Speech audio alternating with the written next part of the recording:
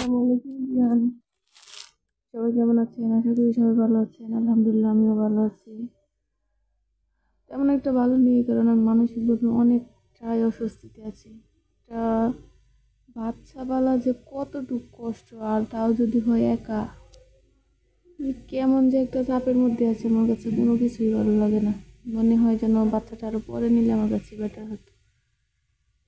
একটা মানুষের পক্ষে একটা বাচ্চার অত্যাচার, আর আমার মেয়েটা অনেক জ্বালাতন করতেছে ইদানিং।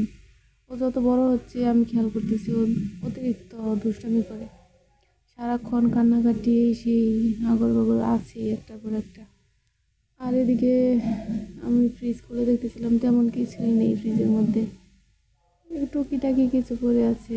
কি রান্না করবো, ডিপ ফ্রিজেও তেমন মাছ টাছ কিছুই নেই। বাজার ঘরের মধ্যে বলতে গেলে কোনো প্রকারই বাজার নেই। মাছ মাংস বলেন, কাঁচা সবজি বলেন, কোনো কিছুই নেই।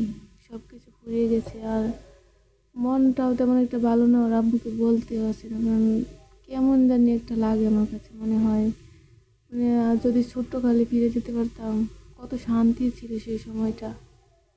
কোনো টেনশন ছিল না, শুধু আনন্দ আর আনন্দই ছিল। ওই সময়টা যদি আবার ফিরে পেতাম।